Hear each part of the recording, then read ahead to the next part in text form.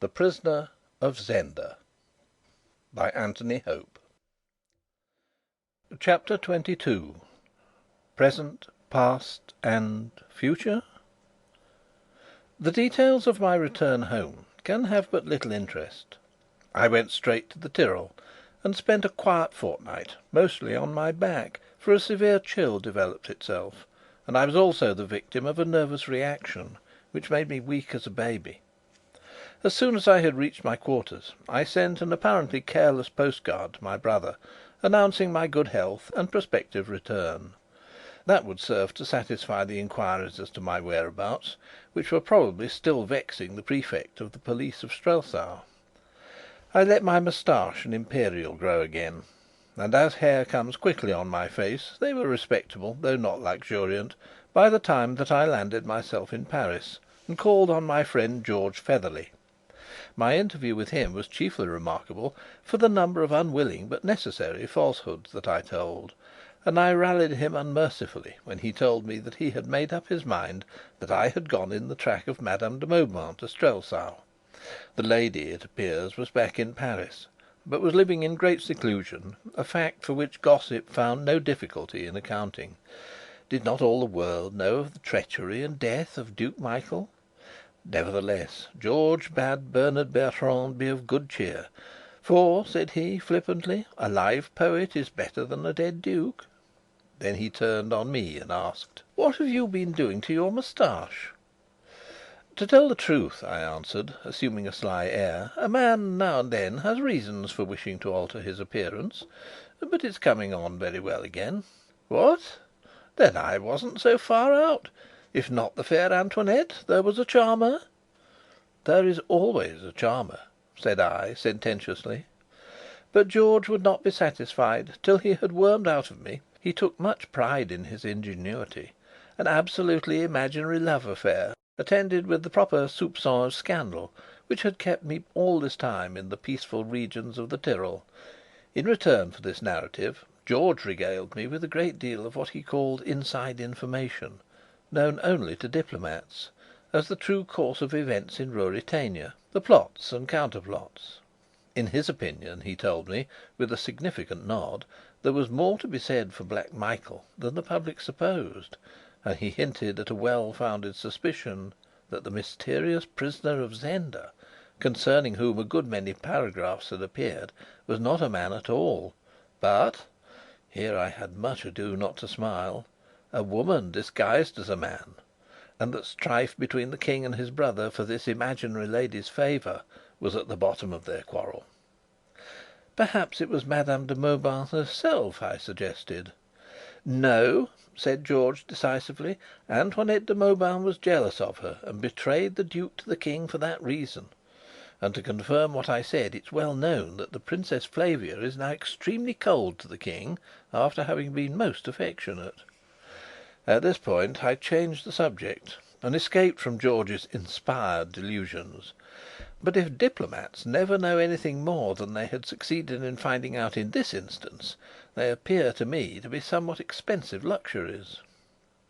While in Paris I wrote to Antoinette, though I did not venture to call upon her. I received in return a very affecting letter, in which she assured me that the King's generosity and kindness, no less than her regard for me, bound her conscience to absolute secrecy. She expressed the intention of settling in the country and withdrawing herself entirely from society. Whether she carried out her designs I have never heard, but as I have not met her, or heard news of her up to this time, it is probable that she did. There is no doubt that she was deeply attached to the Duke of Strelsau, and her conduct at the time of his death proved that no knowledge of the man's real character was enough to root her regard for him out of her heart. I had one more battle left to fight, a battle that would, I knew, be severe, and was bound to end in my complete defeat. Was I not back from the Tyrol without having made any study of its inhabitants, institutions, scenery, fauna, flora, or other features? Had I not simply wasted my time in my usual frivolous, good-for-nothing way? That was the aspect of the matter which I was obliged to admit would present itself to my sister-in-law, and against a verdict based on such evidence I had really no defence to offer. It may be supposed, then, that I presented myself in Park Lane in a shamefaced, sheepish fashion. On the whole, my reception was not so alarming as I had feared. It turned out that I had done, not what Rose wished, but, the next best thing, what she had prophesied. She had declared that I should make no notes, record no observations, gather no materials. My brother, on the other hand, had been weak enough to maintain that a really serious resolve had at length animated me. When I returned empty-handed, Rose was so occupied in triumphing over Burlesdon that she let me down quite easily, devoting the greater part of her reproaches to my failure to advertise my friends of my whereabouts. "We've wasted a lot of time trying to find you," she said. "I know you have," said I. "Half our ambassadors have led weary lives on my account. George Featherly told me so. But why should you have been anxious? I can take care of myself." "Oh, it wasn't that!" she cried scornfully. "But I wanted to tell you about Sir Jacob Borrodaile. You know he's got an embassy, at least he will have in a month, and he wrote to say he hoped you would go with him." "Where's he going to?" "He's going to succeed Lord Topham at Strelsau," said she. "You couldn't have a nicer place, short of Paris." "Strelsau? Said I, glancing at my brother. "Oh, that doesn't matter!" exclaimed Rose impatiently. "Now, you will go, won't you?" "I don't know that I care about it." "Oh, you're too exasperating!" "And I don't think I can go to Strelsau. My dear Rose, would it be suitable?" "Oh, nobody remembers that horrid old story now." Upon this, I took out of my pocket a portrait of the King of Ruritania. It had been taken a month or two before he ascended the throne.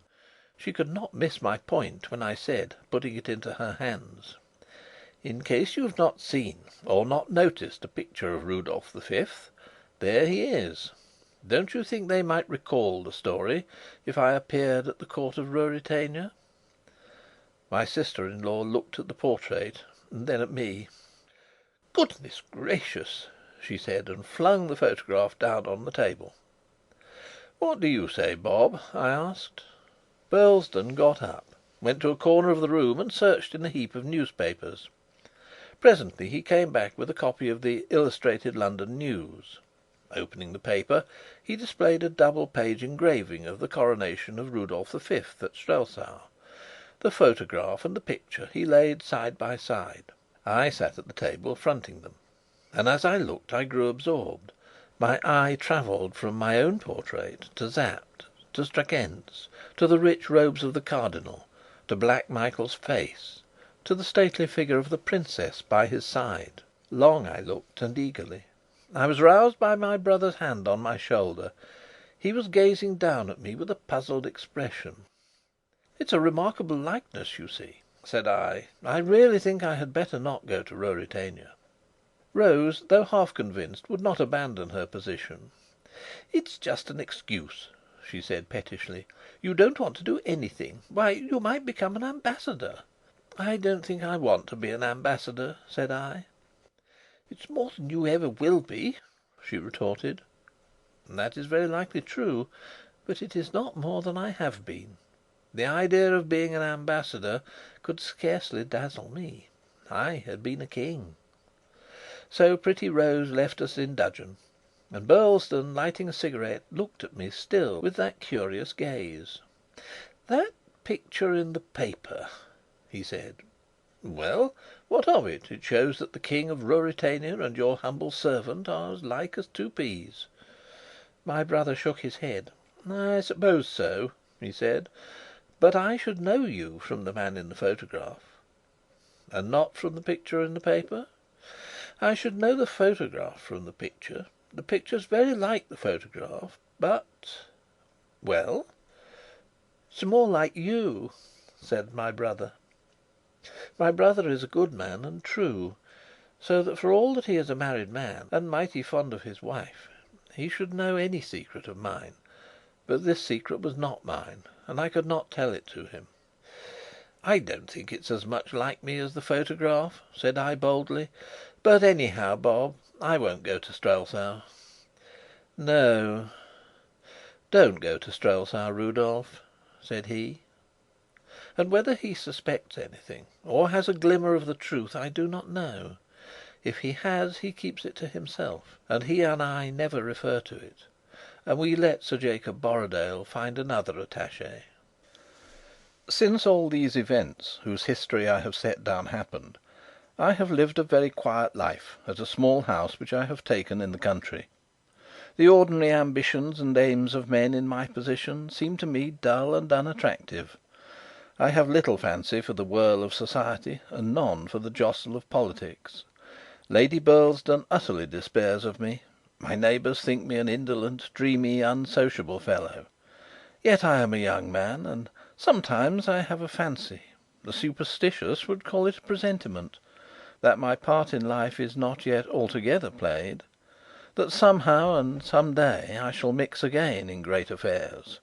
I shall again spin policies in a busy brain, match my wits against my enemies, brace my muscles to fight a good fight, and strike stout blows. Such is the tissue of my thoughts, as, with gun or rod in hand, I wander through the woods or by the side of the stream. Whether the fancy will be fulfilled, I cannot tell. Still less whether the scene that, led by memory, I lay for my new exploits, will be the true one. For I love to see myself once again in the crowded streets of Strelsau, or beneath the frowning keep of the Castle of Zenda. Thus led, my broodings leave the future and turn back on the past. Shapes rise before me in long array. The first wild revel with the King, the rush with my brave tea table, the night in the moat, the pursuit in the forest, my friends and my foes, the people who learnt to love and honour me, the desperate men who tried to kill me; and from amidst these last comes one who alone of all these yet moves on earth, though where I know not, yet plans, as I do not doubt, wickedness, yet turns women's hearts to softness and men's to fear and hate. Where is young Rupert of Hentzau, the boy who came so nigh to beating me? When his name comes into my head, I feel my hand grip and the blood move quicker through my veins, and the hint of fate, the presentiment, seems to grow stronger and more definite, and to whisper insistently in my ear that I have yet a hand to play with young Rupert. Therefore I exercise myself in arms, and seek to put off the day when the vigour of youth must leave me. One break comes every year in my quiet life. Then I go to Dresden, and there I am met by my dear friend and companion, Fritz von Tarlenheim. Last time his pretty wife Helga came, and a lusty crowing baby with her; and for a week Fritz and I are together, and I hear all of what falls out in Strelsau; and in the evenings, as we walk and smoke together, we talk of Sapt and of the King, and often of young Rupert; and as the hours grow small, at last we speak of Flavia. For every year Fritz carries with him to Dresden a little box. In it lies a red rose, and round the stalk of the rose is a slip of paper with the words written: "Rudolf, Flavia, always." And the like I send back by him. That message and the wearing of the rings are all that now bind me and the Queen of Ruritania. For, nobler as I hold her for the act, she has followed where her duty to her country and her house led her, and is the wife of the King, uniting his subjects to him by the love they bear to her, giving peace and quiet days to thousands by her self sacrifice. There are moments when I dare not think of it, but there are others when I rise in spirit to where she ever dwells. Then I can thank God that I love the noblest lady in the world, the most gracious and beautiful, and that there was nothing in my love that made her fall short in her high duty. Shall I see her face again, the pale face and the glorious hair? Of that I know nothing. Fate has no hint, my heart no presentiment. I do not know. In this world, perhaps, nay, it is likely never. And can it be that somewhere, in a manner whereof our flesh bound minds have no apprehension, she and I will be together again, with nothing to come between us, nothing to forbid our love? That I know not, nor wiser heads than mine.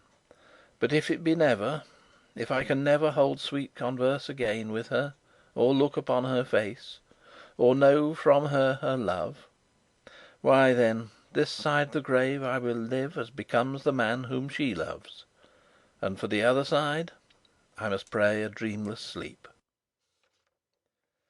End of Chapter 22 and of The Prisoner of Zenda by Anthony Hope.